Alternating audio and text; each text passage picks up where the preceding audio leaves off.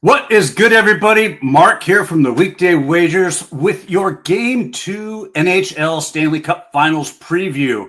And you know that before we get into anything, I do have to bring on Mr. Hockey himself, Robbie Hockey. Robbie, how you doing? Oh, man, I'm doing great. I saw that both of our best bets cashed from Game 1, along with a lot of other bets we put on the site, and I even put on X. Man, it was a great game as well between two teams that both deserve to be there. Yeah, I couldn't agree with you more. The two best teams in the league, we are showcasing them in this series. It's just without question. I think from top to bottom, both teams are just powerhouses. They deserve to be here. And I have to tell everybody who's watching this, there is nothing more frustrating than when Rob starts sending you text messages halfway through the first quarter with all of his cash tickets already. And I'm like, wait a second, where were these plays? He's like, I put them up on the site over at Just a Stat Sports. So get over to justastatsports.com, use code BTT30, try it out for free, 30 days. You're going to get it for free. Rob, what were some of the parlays you hit last night? So some were parlays, some were just Leon Draisaitl doing Leon Draisaitl things. I got him to score the first goal at plus 850 at BetMGM. It was if he doesn't hit and he hits the second time, you get your bet back. So I did that one. Did his anytime goal at plus 132, used a boost at BetMGM. Then I had him to score in overtime at plus 750. He cashes that out. Hit the FanDuel boost that was like plus 230, somewhere around there. So man, it was a great night. And then Evan Rodriguez, plus 115, cashes in the first period. Gotta love it. Gotta love it. You're going to have all of your NHL plays up on the site, correct? Correct. They'll all probably be posted tomorrow once the game shows up on the site. I'll get everything in order and put them up there probably first thing tomorrow. Fantastic. Fantastic. So, look, if you're interested in sweating out some player props with Rob, get over there. Use that code. Sign up for free. Try them out. Speaking of Game 1, I kind of want to walk through that one a little bit. It was a very interesting game in the sense that I was a little shocked by the way both teams started to play. You know, I'm very interested to hear your observations on Game 1. What did you see? Yeah, so from start to finish, when Leon scored, which that place was already a madhouse, but once he scored, that place went nuts. You kind of felt, okay, the momentum's real. Everything is real. Their revenge factor's there. And then Florida ties it. Florida goes up. Then you're like, all right, they're the champs for a reason. They've already responded. They were just trying to hold tight. It looked like they were just trying not to make a mistake from there. And you just can't play that way, especially against a team like Edmonton. Yeah, no, I agree. You know, Draisaitl scored that goal with 106 in the first, and I was like, wow, because the first period over had a really good chance of hitting that little nugget that we gave out on the show. And I was really surprised by the way Florida responded. They didn't get down. It's almost like that took the pressure off them, and they started skating a lot more free. And it showed. They ended up with scoring 2 goals. Bennett tied the game. Marchand added the power play goal. I love the way that the Panthers finished that first period. What did you see as the game sort of went on? What did you see as the game progressed from Game 1 that you're looking into Game 2 and saying, okay, I have to be aware of that? A lot of it is just the conditioning of Florida, which, I mean, look, they played a whole game. They played into overtime. They played, 4 periods worth of hockey. But right. Edmonton didn't look gassed at all in that overtime. You kind of saw Florida come out strong. They wanted to score first and just get out of there with a win. But then they didn't score, and it was just like, oh, crap, now we got to defend. And just once they got that penalty, in my head, I was like, well, this is over, just because of how gassed they were. So I don't – I got days rest. I think it won't matter in the next game. I think they'll come out refreshed.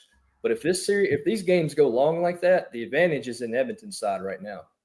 Yeah, they scored that goal with 31 seconds left to go in that overtime period. And to your point, it really looked, and it's funny because the Florida Panthers, right, the Cats, it really looked like the Oilers were playing cat and mouse with the Cats.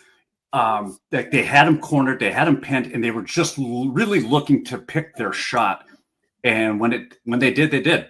I'm also expecting a fired up Florida team to come out for game 2. I think that we see a team that gets focused, re-energized, and it's kind of like they were in a prize fight and they got punched on the chin first. So now it's their time to either respond, and I'm really looking forward to that. One or two takeaways from game 1. Well, the takeaway for me is Edmonton is who they said they were. They were mad. I think that last year's loss was fresh, and that Florida is going to have to step their game up now. They're going to have to step their game up. Basically, in game 2, I'm looking for Florida to score first and score often. Sorry. No problem. Got stuck at home with 3 kids that can't understand that daddy is working. No problem. Threw off my train of thought. That's all right. Anyways. So let me pick that up. I'll tell you the kind of takeaways that I had from last night's game. I think Draisaitl for Edmonton just absolutely owned the moment. You talk about a star caliber player playing on the biggest stage in hockey, showing up for that moment. He absolutely did. He hit the game winner in overtime. It was his 3rd overtime goal of the postseason. He tying the NHL all-time record. And the Panthers didn't seem to have an answer for him during crunch time. I really think that that's something that the Panthers have to work on. I'm also looking, I was a little surprised because the Panthers, under Paul Maurice, the Panthers were 31-0 when leading after the first and or second period. That streak is gone. It's over. Can they start another streak? I think that we're going to see a lot here in game 2. I was really impressed with Edmonton's ability to shut down a Panther offense, much like the Panthers' defense has been renowned of shutting down offenses. So I was kind of shocked by that. Yeah, real quick, when you're talking about Leon Draisaitl, people wanted to bring up, well, he didn't score a goal in last year's finals. He was also hurt. If people would remember, he had a lot of back issues. So I didn't factor anything he did in the last finals other than it motivated me to pick him to score more goals in that one. But Florida's been down. They were down to Toronto. Even if Edmonton wins this game, that's all right. They're going to go back to Florida. They're going to regroup like they did. And then at Florida, though, when they go home, they will have to win both of those games. If they can sneak one out on game 2, it'll be huge. I still don't think they're out of it, even if Edmonton beats them in game 2. Well, it's kind of interesting because when I saw your pick, and I knew my pick, I was like, I think we're both kind of thinking the same thing's going to happen in game 2. So with that being said, why don't you tell everybody what you're on and why?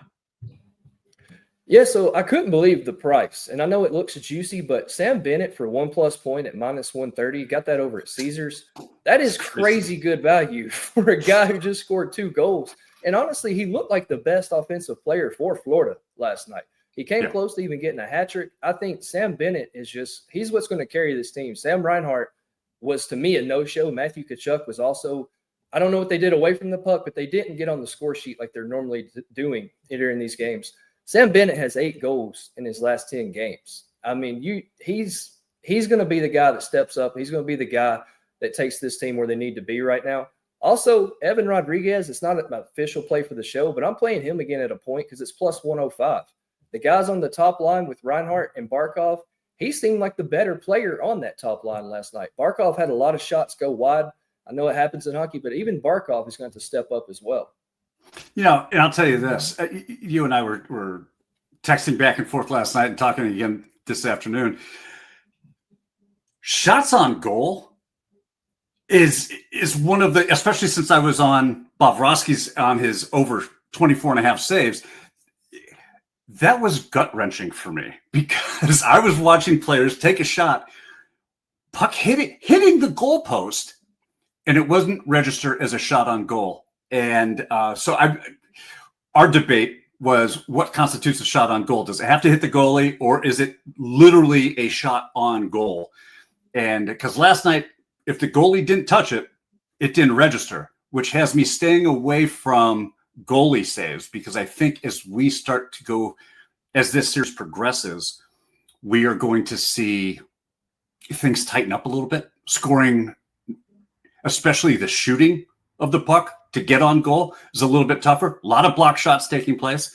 which is why with my pick, I'm interested to hear your reaction to this, is I am going with Stuart Skinner over 2.5 goals, minus 130. Look, Skinner did enough to get the win in game one, but I will not pretend like he shut the door. The Panthers dropped 3 goals on him before the second intermission, and if it weren't for Edmonton's offense going nuclear, the series could be flipped. It's game 2. Florida's down 0-1, and you better believe Paul Maurice is lighting a fire under that top line. Tkachuk, Reinhart, Verhaeghe, they know they have to steal one in Edmonton. There's no other option. They have to win a game in Edmonton if they're going to win this cup. The Panthers average nearly 3.5 goals a game on the road this postseason. They're much too talented, too desperate to let Skinner cruise again.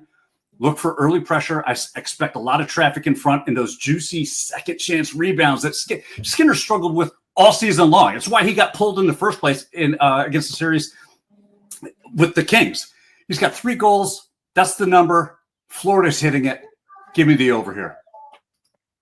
Yeah, and honestly, if there's a game where Florida is controlling things and they're up 2-1 and you're getting into the third period and it's getting to that crunch time, even if Edmonton's in that situation and they pull their goalie, you could easily get that third goal in an empty net, which I think Florida's going to want to play that game tomorrow. They don't want Edmonton scoring a ton of goals. I think Florida would rather play that grinded out, low-scoring game. But on the other hand, if Edmonton does come out shooting and they put up 3 goals, well, Florida's got to match them. And I think Florida still has the capability to do it.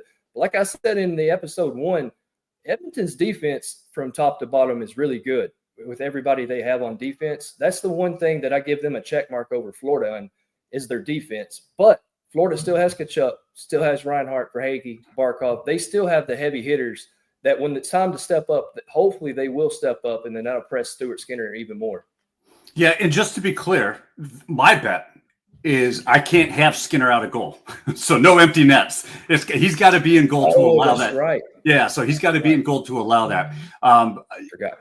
The team total is also another good look here, to your point, because I really do think that the team total gets to 3, especially if there's an empty net, especially if it's a low-scoring contest. I think Florida needs 3 goals at a minimum to win. They either grind this out or they are in a shootout with Edmonton, and they have to keep pace with Edmonton's offense. So that's my play. Rob, game 2, any futures, any kind of angles that you would start looking, saying, hey, we've got game 1. How can we sort of head? Because I know you were on a few players for Conn Smythe that you had sprinkled on. I'm on Bobrovsky to win the Conn Smythe, and I know his numbers has gone up since they lost game 1. Any sort of thing that you could offer as far as a hedge position or even a double down position? I would hold tight with 3 of the 4 that I gave out: Marchand, Draisaitl, and McDavid, because they all 3 played their part. Barkov didn't do as much. If you want to take out Barkov, or if you want to take a guy now, look at Sam Bennett. I didn't check his numbers today, but he was at 55-1 prior to the series. So I imagine that number has gone down significantly. But maybe look at Sam Bennett. If he keeps having games like this in Edmonton, Florida somehow wins the cup, he's a guy that I think could take home the Conn Smythe. Yeah, and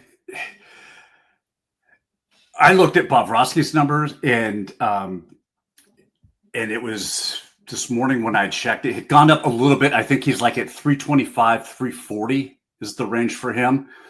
Not necessarily a spot where I'm like, yeah, I'm all in on that as well.